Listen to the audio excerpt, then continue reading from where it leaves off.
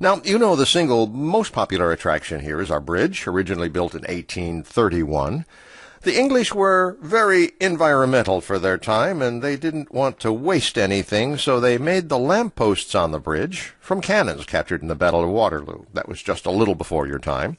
Anyway, those cannons had been lying around on the English shores for some 16 years, so why not make lights out of them? Yep, they're right there on the top of the bridge today, and you can go up and check them out. Probably one of the earliest recycling projects in history.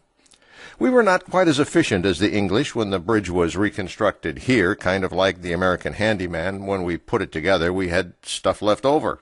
Imagine that. Well, the bridge didn't really shrink on its trip. We just put it together in a shorter fashion, and a lighter fashion as well. Those granite blocks were shaved and applied over a concrete structure, so the bridge is hollow.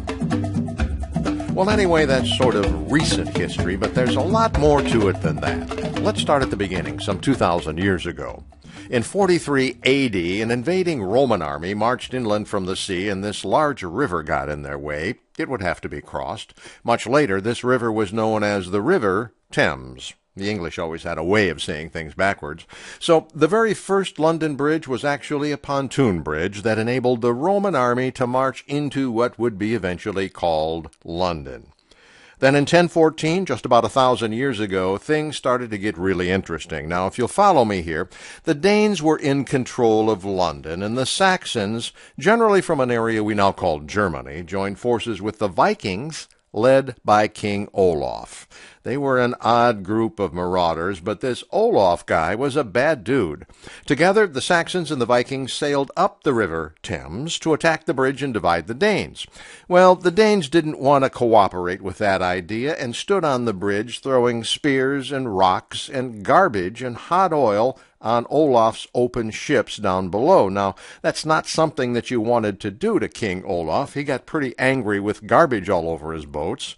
So he rowed up under the bridge, put cables around the supports, and his longboats rowed off into the sunset. They pulled the bridge down, pulled down by a bunch of angry Vikings. So if you're with me here, this is the origin of the song, London Bridge is Falling Down. And you can thank King Olaf for that. So over the years, several more bridges were built. The largest was 20 feet wide and about 3 football fields in length. This new bridge had 20 arches, or one about every 45 feet, and it was completed in 1209.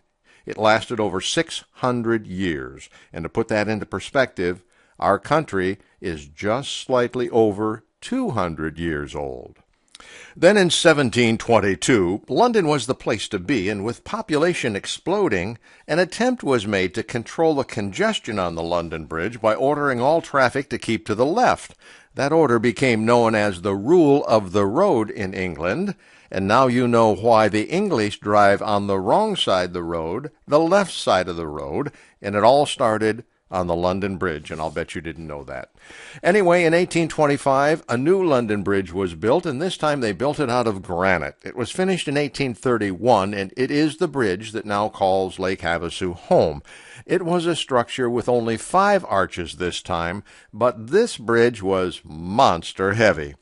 Builders at that time didn't consider that this granite bridge was really heavy, and the soil on the riverbed was really soft. And by the time it was completed, the bridge had already sunk by more than a foot on one end and was continuing to sink by an inch every 8 years. Once again, the London Bridge was falling. And selling the bridge seemed to be about the only way out, but who in their right mind would buy a bridge, especially one that weighed about 1 billion tons? Enter Robert McCullough. McCullough was not only a chainsaw mogul, but a huge lake boat racer and was looking for a place to test his boats when he stumbled onto Lake Havasu. He founded our city in 1964. Now, to create his city in the desert, McCullough enlisted the services of his good friend C.V. Wood.